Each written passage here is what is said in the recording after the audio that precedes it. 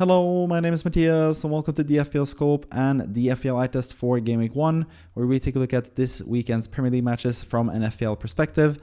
I tried to make this video last night so I could have it posted for this morning, but sadly, midway through the video, as I was already running late making the video, my PC shut down because it was overheating. So I figured I can wait until after work today and then release it straight away. And that's what I'm going to do right now. So I'm going to talk about the first 9 matches that we've had so far in Game Week 1. We still have 1 match left between Leeds and Everton. But I figured it's not really too much to take from that game, most likely, but I can talk about that in a later video as well. But first and foremost, let's go through the starting match in FPL. The first match of the season was between Liverpool and Bournemouth. I thought that this was probably going to set the precedent for the rest of the weekend in terms of fun matches, because this first match was really, really fun, but it didn't really, because the rest of the matches this weekend kind of lacked a bit of drama and fun like we had in the Liverpool-Bournemouth game in general. Liverpool took an early, or not early, but they took a lead 2-0. First with Ekitike scoring a kind of a lucky goal, got the ball with him after poor clearance from Senesi, and Ekitike scored. It was pretty safe when he came along with the goalkeeper to beat the goalkeeper basically, and then he assisted Gakpo in the second half as well to make it 2-0 for Liverpool. Both occasions it was sort of Tavernier's fault that Liverpool got the edge over Bournemouth, because first he almost scored, had a really good chance to score at 0-0, and then straight after Ekitike scored the opening goal, and then at the 2-0 goal he definitely could have impeded Gakpo and won the ball and made sure that Liverpool didn't go up 2-0. But either way, Semenyo was the hero for Bournemouth, turned it back again, got 2 pretty quick goals to make it 2-2. But then when it looked like Liverpool were going to just get the 1 point in their opener, as always, they find a way to score. It was Federico Chiesa, out of all people, who scored the 3-2 goal. And then Salah, who was the most highly captained, I think, this game week, also delivered finally with 6 minutes into injury time or something like that. He scored the final goal to make it 4-2. Probably not that late into injury time, but yeah, he scored and made it 4-2 and gave a lot of us fantasy points as well. So in general, I think Ekitike was the main man from this game. Of course, also Semenyo from Bournemouth, but Ekitike is someone that we have in our thoughts pretty quickly in terms of FPL. I think by Game Week 4, you can now wait because they have some tough fixtures on Liverpool in the next 2. But for Game Week 4, we're past the transfer deadline, and we'll know if Isak is in Liverpool or not. If Alexander Isak has not joined Liverpool at that point, I think Ekitike is going to be a super popular transfer, and he already is. He's already gone up in price, but he's going to be even more popular for Game Week 4 when Liverpool have Burnley, if Liverpool don't bring in Isak to play striker ahead of him, really. But Ekitike showed that they don't really need Isak because he is really, really good player, both in terms of FPL and in terms of Premier League. 1 goal, 1 assist. A lot of points for Ekitike on his debut. Most people went for Florian Wirtz instead, who got only 2 points in the end. But if you went for Ekitike, then hats off to you. And if you went for Ekitike and Gakpo, for example, that would be amazing. And especially also if you went for Semenyo on top of that, even better. But not that many people did that, because Semenyo had a tough game, of course, away to Liverpool at Anfield. Always going to be a tough game, but Semenyo showed that he can score against anyone. He was so good, in fact, that because Kirkis had a yellow card, Milos Kirkis, who was a Bournemouth player last season, because he had a yellow card, Arne Slot felt the need to sub him out to bring in Robertson before the hour mark. So Kirkis didn't get his clean sheet points. Same with Jeremy Frimpong as well. He got subbed off for a different reason. He got subbed off because Conor Bradley is already injured, and they didn't want to risk Frimpong getting injured as well, because he had a bit of a tight hamstring at halftime. So both the Liverpool fullbacks were subbed off right before they were about to get their clean sheet points from playing 60 minutes. They played around 59 minutes and 30 seconds, just about. So 30 seconds too early for them to get clean sheet points, which was a huge letdown for anyone that had Frimpong or Kirkis in their teams. But Liverpool conceded it in the end anyway with Semenyo scoring 2 goals. Really good from Semenyo, really striking back after getting that abuse from that supporter, I should say. And yeah, I just really love how Semenyo has responded to that, both on the pitch, scoring 2 goals, but also off the pitch as well. He's focused on the positivity that he has gotten from the FPL, or not FPL, but football community after the game. And I think that's the way to do it as well, Semenyo. So yeah, hats off to Semenyo. He's a really talented player, really talented person, I guess, as well. He's someone that I'm a big fan of, both on and off the pitch. And this game and this weekend didn't really... I think that just further strengthened my feelings for Semenyo being an amazing player and guy overall, really. So he's someone in FPL as well, since this is an FPL video. He's someone that you should definitely consider now that the Liverpool away fixture, which was one of his tough fixtures, he scored 2 goals in that game. He has pretty nice matches now going forward. So he's definitely someone that you can consider going forward in general. He's 7.0. Maybe 7.1 now. I'm not sure if he was one of the ones going up. Maybe he went up in price actually. But he's still a really good asset at that price. He's so young and he keeps developing. Last season, he took another step up to be like a main man for Bournemouth, like one of their best players. And now I think he's like undisputedly the best player at Bournemouth. And he's going to be a really good player to have in FPL this season in general. So yeah, really like him. Really like Ekitike for Liverpool, of course. Salah, again, he is involved. He's going to get goals. He always finds a way to get points. And I think also if you have Florian Wirtz, just keep the faith. He's going to come good eventually. I never thought Wirtz was like this outstanding, amazing pick, but he's going to be a really good pick, worth the 8.5 in my opinion, at least for the Burnley game. You can keep him for that at least, and Everton in Gameweek 5 as well. I think you should just keep the faith in him. He's going to return at some point, and you gotta just... That's in regards to the whole of Gameweek 1. It is just one game week. Anything can happen. And I think there's going to be a lot of changes for Gameweek 2 as well. So yeah, just keep the faith that you have Wirtz as well. I think Gakpo, Ekitike, Salah are all good options. The defensive options from Liverpool as well look good. Frimpong getting subbed off early was a bit of a worry. And in the end, it was actually Bradley being injured that sort of did him in, because they didn't want to risk him getting injured as well. And they wouldn't have any right backs. And that's why they subbed off Frimpong. Maybe if they had Bradley ready to come in on the bench, maybe they would have just played Frimpong and not worried as much about him potentially getting injured. But yeah. But anyways, all the Liverpool assets look pretty good, I think, in general. Bournemouth, I think Semenyo looking really nice. Evan Nilsson didn't really do too much this game, but it was one of the toughest games. So again, it's too early to judge from one game week. So keep your cool and stay faithful to the players that you've chosen already in general. When it comes to defensive contribution points getters, we have Van Dijk, who got 21 defensive contributions, with 17 of them being clearances, which is kind of unheard of.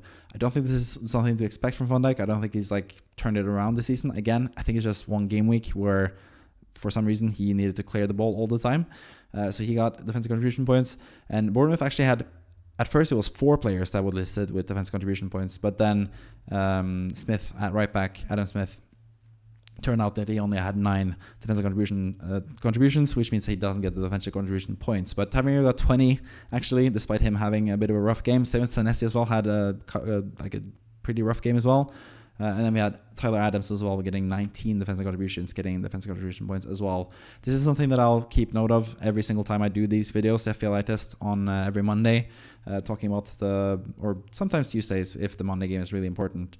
But yeah, where I'll talk about the fixtures, I'm going to keep track of all the defensive contribution points getters and see if we can have some sort of pattern and sort of realize how defensive contribution points work this season. It's fairly new, and we'll have to take note of it for future game weeks basically. But yeah, that was the opener. Really fun game, but that was not really a sign of things to come, because as you can see, Aston Villa against Newcastle and Brighton against Fulham, kind of boring games with not too many chances, especially Aston Villa and Newcastle.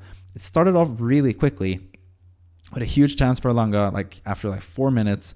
He was all the way through, got one-on-one with the goalkeeper, which was Bizot for Aston Villa, because Emiliano Martinez was suspended, and Elanga shot it straight at the goalkeeper and didn't manage to take the opportunity basically. Aston Villa looked a bit lively to start the game, but then that quickly died out, and both teams sort of struggled to make chances in general overall. I think Newcastle had a couple good chances, and like I've written there in the main takeaway, they have sort of like a striker-shaped hole in their lineup, because Isak is out and they don't really have any natural number 9s now that Callum Wilson is out as well, has left and gone to West Ham. They don't really have any proper number 9s. They played Gordon up front. Interesting player in general, but he's not a typical striker. He sort of operates more as a winger, just playing centrally. He runs around and does a lot of good stuff, but yeah, didn't really get many points when it comes to FPL. But he did have one good chance to get a goal and secure the win for Newcastle. He was sent through on goal, but then he was pulled down by Konsa, which meant that Esther Konsa got a red card for impeding Gordon and denying him a huge goal-scoring opportunity. So Konsa had to be taken off. He at least kept his clean sheet for anyone that has Konsa, so he did end up with 3 points in the end because he got a clean sheet, because Aston Villa managed to keep the nil. But it was not looking good after 60 plus minutes. And yeah, I warned people about Konsa in preseason, not necessarily for red cards, but because he's not really someone that provides you that much. Like, he gets a couple clean sheets, but Aston Villa don't really get that many more clean sheets than your average Premier League squad, really. And he's also not that good for goals or for defensive contributions, especially as well in this team. So maybe Mings is one that's better. But I think Konsa probably goes down in price now. So anyone that doesn't have him, maybe he'll be a good option as someone that is playing every single minute for Aston Villa, which have who have really good fixtures as well. But yeah, when it comes to just the game, again, Watkins didn't really do much for Aston Villa. I think Aston Villa as a whole struggled. You can see 0.2 expected goals, which is pretty awful. Watkins wasn't really that close to scoring. Rodgers as well wasn't really that close to scoring. Aston Villa in general struggled to create chances. Another thing that should be taken note of is also the fact that Luca Digne played over Ian Maatsen. So again, he was a kind of a troll because Ian Maatsen looked like the likely starter, but now it seems like they're still going to rotate their left backs, Aston Villa. So it's going to be tough to choose a left back from their team, basically. But yeah, just FPL assets. I think Newcastle's defense, that's something that I talked about preseason as well.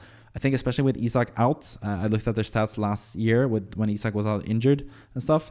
Newcastle really shored up defensively in those games because they don't want to risk too much. They also have Gordon up front, who's a really pacey player. They have a Longa now with a lot of pace as well. So Newcastle are going to sit back and try to score on the counter, which they did in this game as well. So I think that bodes well for their defensive returns. We also have 2 defensive contribution winners from the Newcastle squad as well. Both Fabian Schär and Dan Burn got 11 defensive contributions, which means that they get 2 defensive contribution points on top of their clean sheets as well. So really good game weeks for those guys, but they are a bit pricey, especially with Newcastle's tough early fixtures. Aston Villa's fixtures are a lot better. Onana got defensive contribution numbers. I don't think he's like a viable asset in FPL because he would have to get like defensive contributions every single game because he's someone that doesn't really score or assist that much. Medicash is someone that you could potentially consider. He is still the starting right back for Aston Villa, even though they're still looking for a new replacement at that position.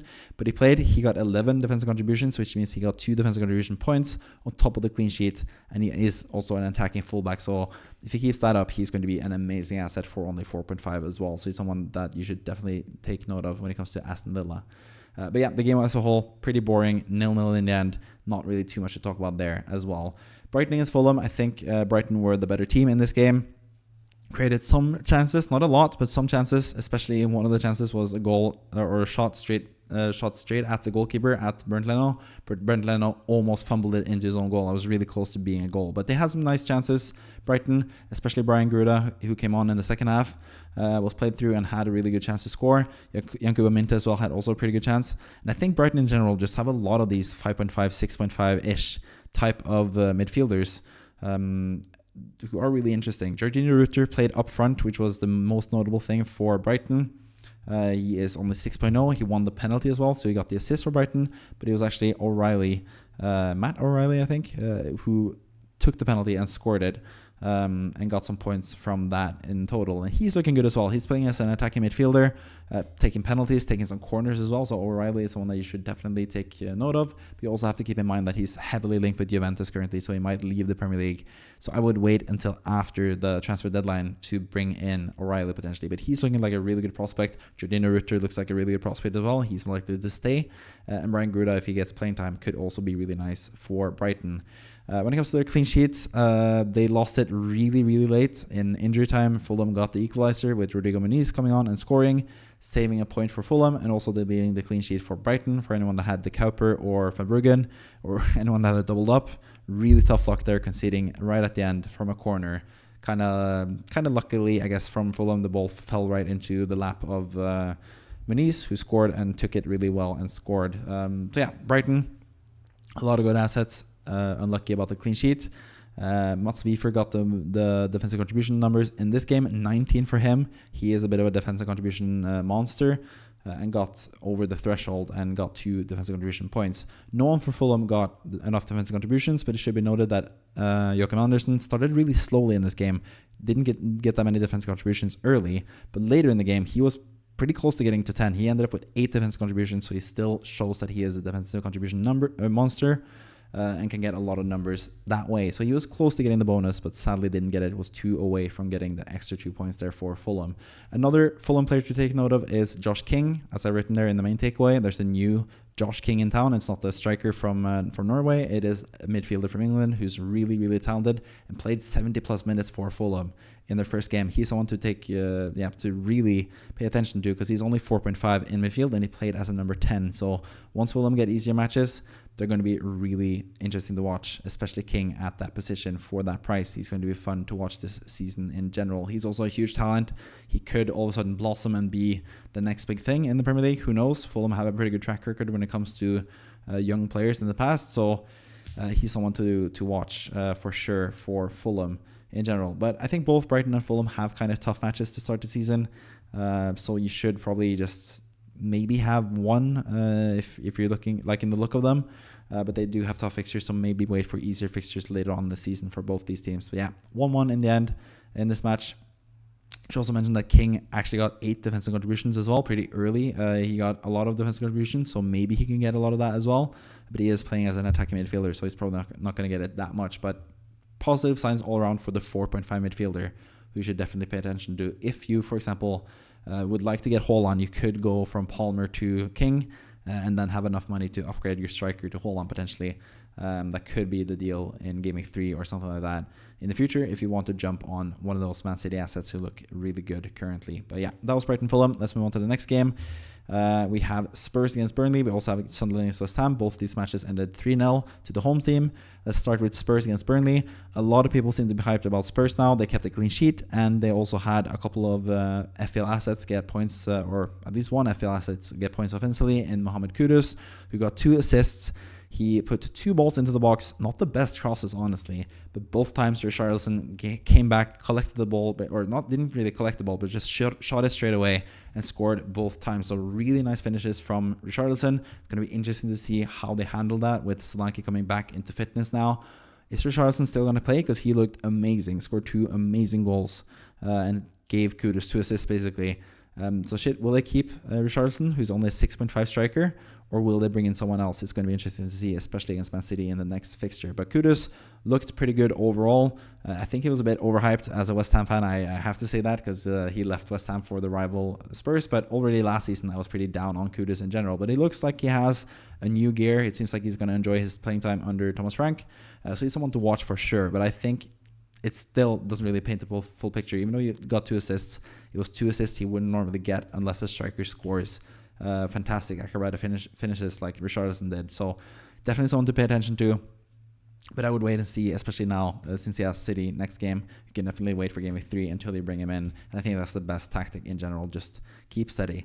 But he did take set pieces as well. He took corners from the right-hand side, which meant in-swinging corners. He took it from the right, and Pedro Porro took it from the left, meaning that they got in-swinging corners from both sides. It seems like that's what Thomas Frank prefers. And Kudus actually had some decent corners as well inside the box. Some of them to Van de Ven, who got a lot of non-penalty expected goal involvement, as you can see, 0.6. And I think most of that was from the corners from Kudus. That was perfectly weighted into the box. So Kudus, definitely someone to pay attention to, 6.5. He's going to be a good asset eventually. When it comes to the Spurs defenders, they all kept clean sheets, of course, but I think they were kind of lucky to keep clean sheets. Burnley had some really nice chances, especially Hannibal Meshbury was like put through on goal basically, but was a bit slow and didn't get the finish off basically. And that's why you see the expected goal numbers, because I think Burnley, that was the problem with Burnley the whole game. They were in really good positions to score, but that final pass through just wasn't there. So I think Spurs defensively, even though this was nice, this was also against presumably the worst team in the league, the team that I predicted to be 20th this season. And also I think they still looked a bit shaky defensively, Spurs. So I'm not sure about the Spurs assets defensively. They have really good matches, of course. If you have them already, keep them. But personally, as someone that doesn't have a Spurs defender, I'm not too fussed about bringing in Pedro Porro or Van de Ven or something like that, especially with Pedro Porro getting fewer set pieces than what we expected. But they are still really good assets that you should definitely keep if you have them, of course. The Spurs assets. When it comes to Burnley, not really too many fancy assets from them in general. Josh Cullen got the defensive contribution points, but he's not really someone that gets points overall in general. So Burnley, I would wait and see. They have some interesting players. Of course, Esteve is a really popular centre back for Burnley, but I think they didn't look the best defensively either. As you can see, Spurs 2.32 expected goals. They were kind of deserved winners in the end. Spurs, 2 really nice goals from Richarlison. The third goal as well, Richarlison had a really nice setup at first as well. Papisar got the ball, passed it through to Brendan Johnson, who scored expertly alone with the goalkeeper. So yeah, some really good Tottenham performances in this game, and they won thoroughly 3-0 in the end. But yeah, like I said, Esteve could be good for Burnley, had decent defensive contribution numbers, didn't get enough to get the bonus points. But yeah, he could be someone to pay attention to. Also, Kvindilic or whatever, Hartman on left wing back, he also looked pretty lively. He could be also someone good for Game Week 2 potentially, especially when they play Sunderland, who we're going to talk about now, because Sunderland actually started off perfectly with a 3-0 win at home against West Ham. But as you can see from the expected goals, kind of a flattering score, a couple of really tough finishes and some pretty bad goalkeeping mistakes from West Ham's new goalkeeper Mats Hermansen. And I just beg the question, like, is it smart to buy goalkeepers that played for teams that got relegated the season prior and had a lot of saves, surely, but also potentially aren't the best goalkeepers? Because, yeah, I am pretty skeptical towards Mats Hermansen now. After this first game, really struggled for West Ham. I was hoping that he would keep West Ham's defense a bit more shored up, because Alphonse Areola was terrible last season, but he really struggled, and both on the 1-0 goal and the 3-0 goal for Sunderland, he definitely could have done better, could have saved it if he was on his game this time around. But Sunderland got the spoils in the end with 3 goals. Ballard from their defensive line was actually the biggest, highest scoring player this game week with 17 points in total. He got 13 defensive contributions, one of them being a huge block from a shot from El Hadji Malik Diouf from West Ham. The West Ham left wing back was really close to scoring a hit. The goalkeeper beat, the ball was going towards the goal, but then Ballard was there to knock it away, basically really saving Sunderland at 0-0 at that point. Because West Ham started this game better off than Sunderland. They were the better team to start, had the most possessions, had a couple of shots. Bowen had a shot like straight away, like after like 2 minutes of the game. He had a pretty decent shooting chance, Bowen, and I thought he was going to have a good match this game week against Sunderland. But then in the second half, Sunderland just turned it on and were the much better team in the end. And did win deservedly, but maybe not 3-0 was as deserved, because they did score some really tough finishes in this game, but which, again, credit to them, I guess. But you wouldn't really expect Sunderland to keep doing that in future game weeks. It's pretty tough to keep scoring from only scoring 3 goals from 0.68 expected goals in total, basically. But yeah, definitely a team to pay attention to. Sunderland, Adingra got an assist as well. Really nice assist for the second goal. Really good cross from Adingra. He's someone that could be really good for Game Week 2 as well against Burnley. That's going to be someone fun to watch. When it comes to West Ham, the 3 most popular FPL assets were the 3 best for non-penalty expected goal moment, but they all got very little in general. Diouf, 0.23. He looked really lively and was really attacking, so he could be good eventually. But West Ham in general just looked awful, playing against a newly promoted side and losing 3-0. It's just not a good watch in general for West Ham. So that could definitely be a team to target this season, along with the newly promoted teams and Brentford, as we'll get to as well eventually. But yeah, West Ham, I don't really know where it ends. It seems like losing to another relegation rival in Sunderland 3-0 is not the best from the start of the season. West Ham are going to struggle this season, and yeah, we'll see what happens in general. But yeah, I am worried as a West Ham fan that this could be another year of relegation for West Ham in general. But yeah, I think for personally, as someone that has Diouf and Bowen myself, got to keep the faith in them, but I would be pretty quick to sell Bowen if he doesn't perform in the next 2 games, especially. So yeah, I had high hopes for Bowen, but he struggled, or West Ham struggled in general in the first game. It looked pretty bad, and I was expecting some goals potentially against Sunderland, but 0 goals for West Ham. Really disappointing in the end for my favorite team. So yeah, let's move on from that fixture. Next up, we have Manchester City against Wolves, or I should say Wolves against Manchester City, because Wolves were at home, and Wolves actually started this game pretty well. I think in general, like the big teams against the smaller teams type of games, the bigger teams have struggled a bit at the start, but then they've sort of gotten into their own after scoring the first goal, basically, and have looked pretty good. And City just looked absolutely amazing, especially to Johnny Reinders, who is my hero for this game. As you can see, didn't really get much in terms of non-penalty expected goal involvement, but he doesn't really need it because he's a really good finisher. He showed that in this game. He's shown that for AC Milan as well. AC Milan. That's why I sort of bought him as well, or why I was really interested in him. I had him even prior to him scoring 2 goals in preseason. I had him in my team. But that sort of just cemented it for me that he's going to get the ability to roam forward for Man City and score goals. And for 5.5 being an attacking player for Man City who is really good at finishing, that price is an absolute steal. So yes, he did outperform his non-penalty expected goal moment. But again, those numbers don't really tell the whole story either, because they only take into account the shots that people did take. And I think just him being offensively minded for Man City will mean a lot of goals in the future as well. So yeah, Reinders was amazing. City in general were just amazing. Haaland scored 2 goals, 1.99 expected goals, non-penalty expected goal moment in general. Some of that is, of course, the first goal that they had, which was an easy tap-in after Reinders had the perfect setup, passing it to Rico Lewis, who had another really good pass to Haaland, who could just easily score from point-blank range. But Haaland scored again as well for Man City. On top of Reinders scoring, Reinders had the assist as well for a future goal.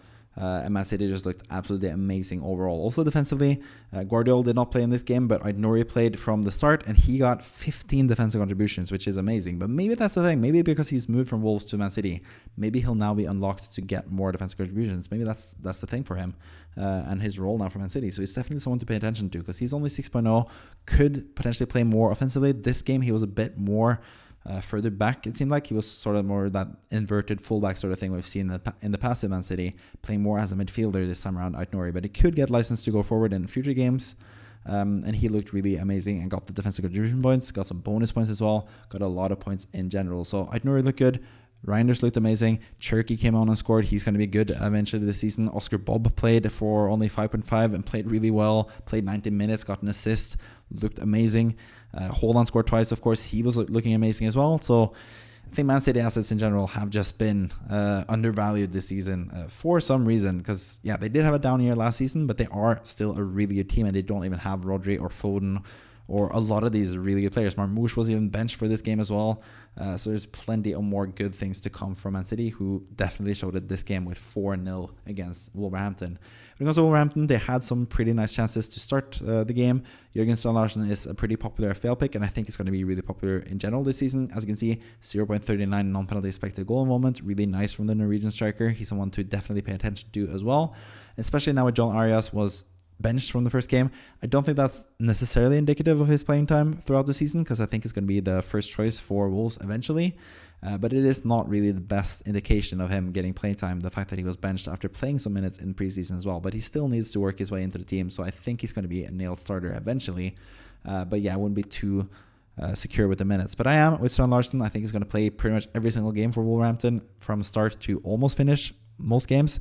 So he's definitely someone to pay attention to because he had a lot of shots in the box and was really lively in general. And especially now with Wolves having really good matches now from Game Week 2 onwards, I think. Bournemouth away, Everton at home. Then they have a really tough match in Game Week 4, which I can't remember exactly. But then they have really good matches from Game Week 5 onwards, playing a lot of newly promoted sides as well. So Jørgen Strand Larsen for sure, definitely a striker to consider.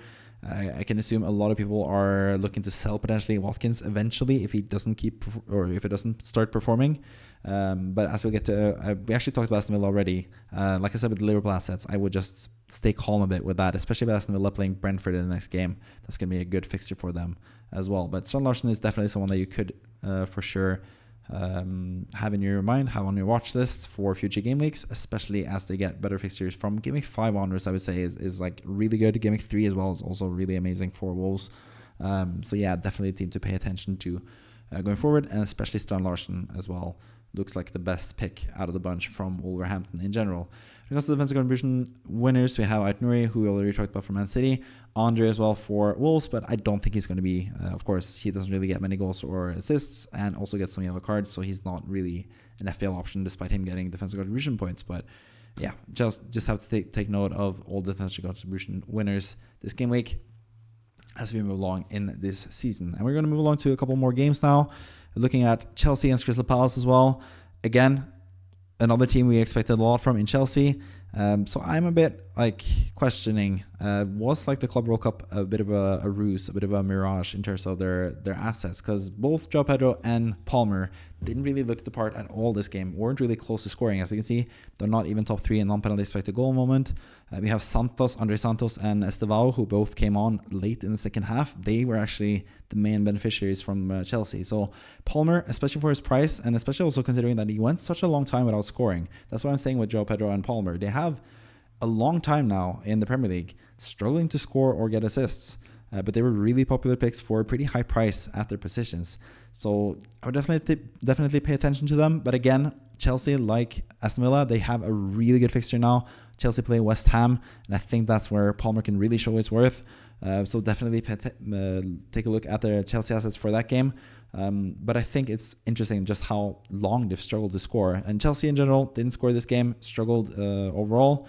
Palace actually had a goal, but it was disallowed as it was pretty controversially as they took a free kick and shot it into the goal. Pretty bad goalkeeping for Robert Sanchez, but he was saved from the fact that was it Mark Gahey who sort of cleared a bit of space in front or next to the wall, and he was deemed to be too close to the wall when the shot was taken for the set piece to be legit. So the goal was taken away from Palace.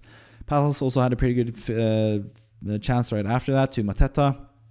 He was sent through on goal from a really nice pass from Adam Wharton, but he shot it straight at Sanchez and didn't manage to score against Chelsea. And Palace didn't manage to score in general, kind of struggled more and more to create chances as the game went along. They were more and more happy with just getting the point that they got in the end. 0-0 is a nice result for Crystal Palace in what might be Eberechi's final game for them as well. And I think personally, he was pretty bad in this game in total. He had several chances to like pass better plays to teammates, but then he shot it himself instead.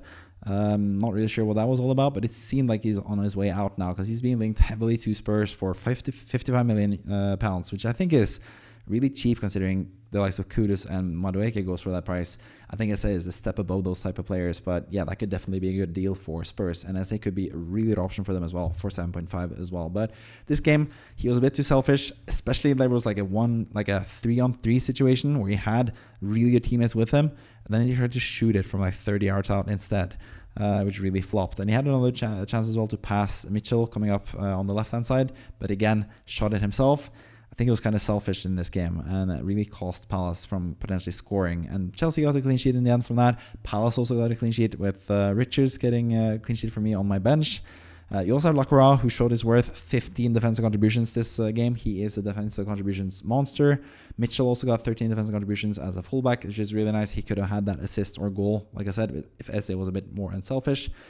So they have some really good assets, Crystal Palace, in defense especially as well. But Mateta looked okay. He got a yellow card and probably should have been sent off, honestly. He had another yellow card offense after getting a yellow card initially. Stomped a Chelsea player. Can't remember exactly who it was, but was really lucky not to get a red card there, Mateta, which would have been really bad for me, especially as someone that has Mateta in his team. So, yeah. But Chelsea, Joao Pedro and Palmer, I would definitely have a bit of a critical eye towards them because they have struggled for such a long time in the Premier League overall.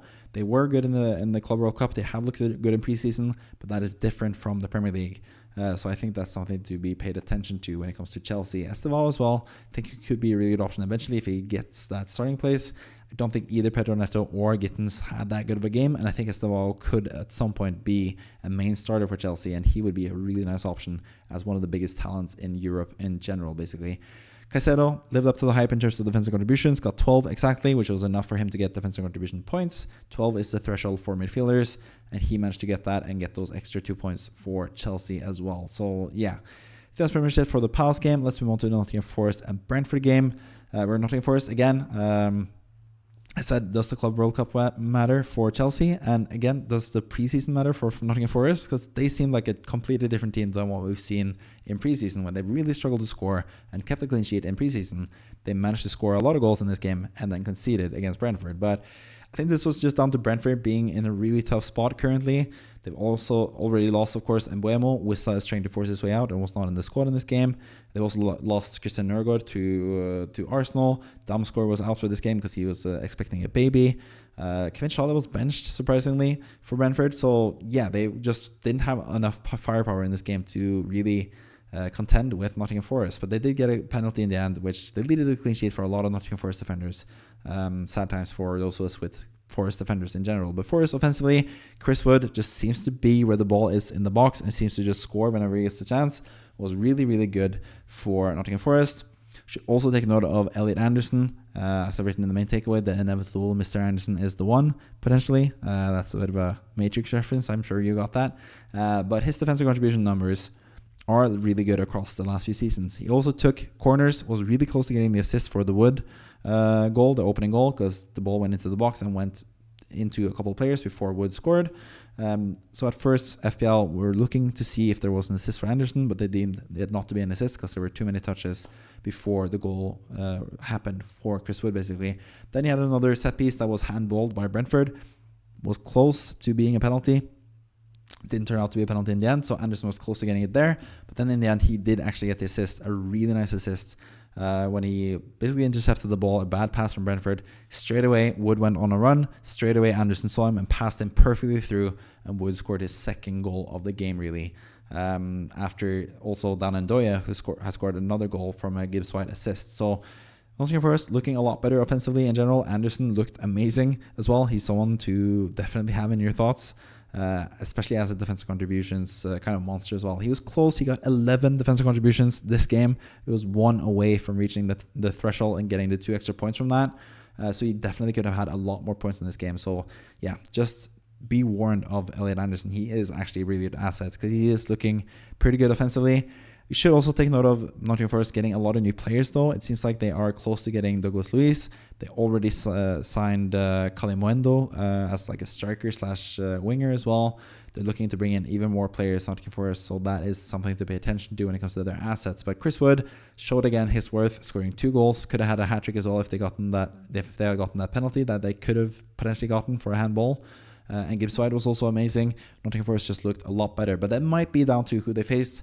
Brentford were just really bad, especially in this game with a lot of players out, either through getting sold or being on the way out or being injured or having a baby, all that stuff. So Brentford also really struggled this game.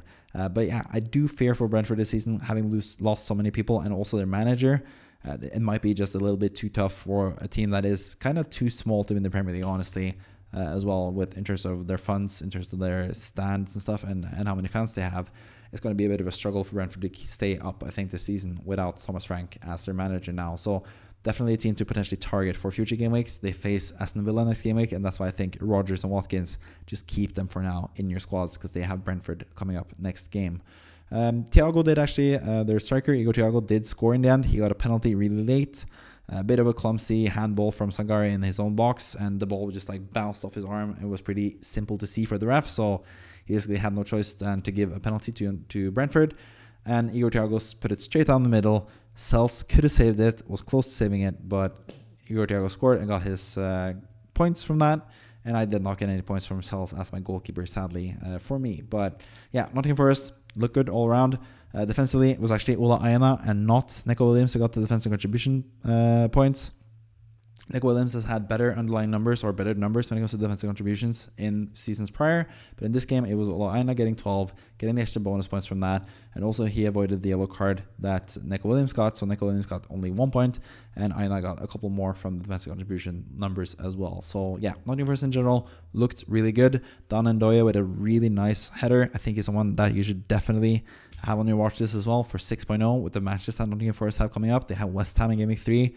They have the 2 promoted teams, Burnley and Sunderland, in Game Week 5 and 6, I think, as well.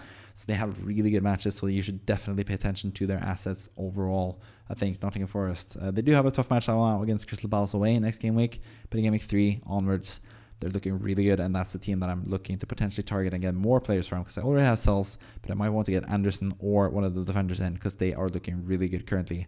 But again, also, it is just one game. Anything can happen. Maybe next game, Anderson will look a bit more defensively minded. Maybe with the new signings, he'll be pushed further back and he won't be as good. Maybe he'll lose set pieces at some point.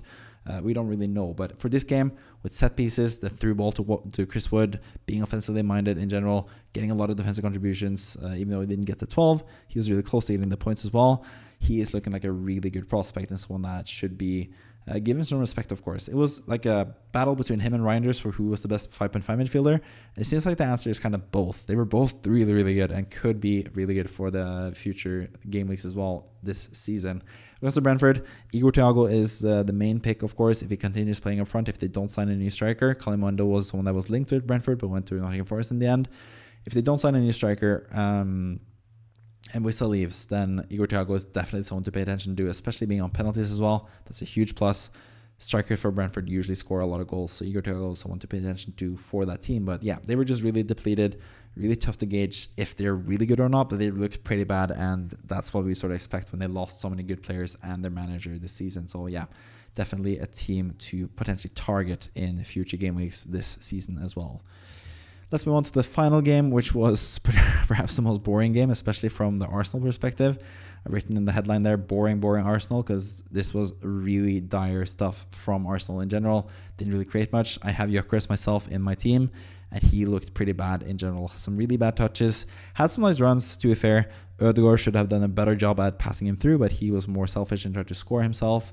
But yeah, Arsenal really boring in general. So let's talk about Man United first, who looked actually a lot better than what the score suggests. They got 1.59 expected goals, which is decent. They had some really nice chances. Potentially should have had a penalty as well. It looked like Saliba sort of bringing down Cunha with a challenge where he didn't get the ball. Probably should have been a penalty, but the referee didn't see it, and VAR didn't really step in either because it needs like conclusive, like super clear penalty situations. And I think it was like fine to let it go, but probably should have been a penalty for Man United there and made it 1-1 in the end. But Arsenal managed to get the 3 points, which is the most important for them in terms of Premier League. But in terms of FPL, not many people to write home about for Arsenal offensively, but defensively, Calafiori scored, got a clean sheet. David Raya had a lot of saves and got a clean sheet as well, so they got a lot of points. Saliba with 14 defensive contributions, which was amazing. He got the 2 defensive contribution points on top of getting a clean sheet as well. So defensive assets for Arsenal really looking good. Gabriel got a clean sheet as well. Didn't get anything else than that. Got a yellow card. No, he didn't get a yellow card. Raya got a yellow card, right? In the end. But yeah, offensively, Arsenal looked really bad. Saka as well wasn't really creating much either. But defensively, they looked really good. Or didn't really look really good either, but they got points at least. They looked a bit shaky defensively as well, honestly, but they had some good assets this game, in particular, really, Arsenal. But yeah, Man United, should talk more about them. Mbeumo, Mbeumo, Cunha. I'm so used to saying Mbeumo and Wissa, but Mbeumo, Cunha, and Bruno Fernandes. Bruno Fernandes did get decent expected goal moment here in the end, but it wasn't really looking that fresh in terms of watching the game as it happened. But Mbeumo and Cunha especially looked really lively up front for Man United. They are going to be really good eventually, I'm sure. Those are the players that I'm looking for free hit in Gameweek 3, which I'm looking to do when Man United have Burnley at home. I really want to have maybe even triple up on the Man United attacking assets. But Dorgu as well at left wing back also looked really attacking minded and good in this game as well. Could have had some points there, him as well, but Arsenal managed to keep the clean sheet in the end and gets the 3 points and the clean sheet points for Arsenal. But yeah, Mbeumo looked really lively, got the ball several times, had a like an overhead kick that almost went in. Cunha looked really good, probably should have had the penalty like I mentioned as well. Bruno Fernandes, a bit disappointing, didn't get the defensive contribution points, which is another reason that he's appealing this season, and looked pretty defensively minded in this game as well, Bruno Fernandes. So I get why people are frustrated with him, but I think he's going to take along and get some penalties. He probably should have had that this game, like I said, and some assists here and there from either set pieces, which he takes sometimes, or through just regular play, and also defensive contribution points he'll get pretty steadily, Bruno Fernandes. But I think he's also someone that you could potentially sell in Gameweek 4 after that really good Gameweek 3 fixture, because he is a bit too pricey if he's going to continue playing as defensively as he did in this game in general for Man United. But yeah, Dorgu, Mbeumo, Cunha looking really good. Šeško came on, didn't really do much for Man United, but he looked about the same as Gyökeres. Not the best really for the first game. But yeah, disappointing offensively from Arsenal. Kind of impressive offensively from Man United, playing as a pretty good defense in Arsenal, really. That is something to take note of for this game in general. So yeah, and Mbeumo and Cunha, people were a bit down on them because they went to Man United, who struggled last season, of course, and also they were priced at pretty high prices at 8.0 each. So people were pretty down on them, but I think Man United will be a top 10 team in the league this season, maybe even pushing top 6. They could push for the Champions League places. And they don't have Champions League, of course. On top of that, they have only the league and the cups to pay attention to. So I think Man United assets will be really good eventually this season. And you have a lot of assets there in Mbeumo, Cunha, and Fernandes, and also potentially Šeško if he starts banging them in as well as a striker for Man United. So a lot of good options for Man United. For Arsenal, Gyökeres was really disappointing. Got subbed off after 59 minutes, which is the worst as an owner because you only get 1 point from him, which was what I ended with. But I think of Arsenal as well, just have to wait and see. A really tough away game at Old Trafford against Man United, who looked really good, and Arsenal got an early lead, so they didn't really need to push on and get themselves ahead and get attacks to get goals, because they did already have the goal that they needed to get the win and get 3 points in the end, which is what matters for Arsenal, even though they do get a lot of criticism left, right, and center because they haven't won that much in a long time. And honestly, for me, the biggest criticism against Arsenal is the fact that they're still pretty boring. They need to figure something out offensively because they can't continue like this offensively this season. They're not going to get that many points if that's the case, really. So, yeah, that was Arsenal. Ødegaard actually got defensive contribution points in the end as well. And Subimendi, the new midfielder, also got defensive contribution points. He could be really good in that regard, but he's not going to get that many goals and assists. I don't think it's like an FPL asset to pay attention to. But Ødegaard getting 12 or 14 even is definitely notable for Arsenal. Because Man United, both Lenioro and De Ligt got defensive contribution points. Lenioro had 12 defensive contributions and got points from that. De Ligt just reached the threshold at 10 and got defensive contribution points as well to illuminate some of the damage made by the goal from Calafiori pretty early, which was really bad from Bayern Deer. So I think the main thing in this game was the fact that Arsenal have a really top-class goalkeeper in David Raya, and Man United are still struggling with goalkeepers. they really should sign Donnarumma to have a chance to have some nice clean sheets this season as well, Man United. So yeah, interesting game, except it was a bit boring. But I think next game week will give us a lot more answers. Man United against Fulham away at the Craven Cottage, and Arsenal at home to Leeds. I think Arsenal really need to show their fans and everyone else that they have the firepower this season to score a lot of goals and win that game. If they do, that is definitely boding well for Arsenal assets, even though they do have some tough fixtures after Game Week 2. But that is an interesting fixture for sure. But both Saka and Gyökeres definitely need to step up. Ødegaard as well. He was involved. He should have just passed it a bit more. I think that was like a thing in general this in Game Week 1, which I think is going to be like a theme in general for Game Week 1s usually. It is a bit jittery, like teams are coming back after not having played all summer. There's probably a lot of nerves. You probably don't know where you stand as a team or together as teammates and stuff. So I think that sort of makes the players not seem as polished as they are usually. Because I think a lot of people like Ødegaard, for example, or Eze in a different game, were really selfish in this regard. Also, Semenyo, really, he scored 2 goals, but he was a bit selfish. Could have passed it on one of the goals as well, but he actually scored though. But I think that was the case for Game Week 1. A bit jittery, a bit like nervousness and stuff.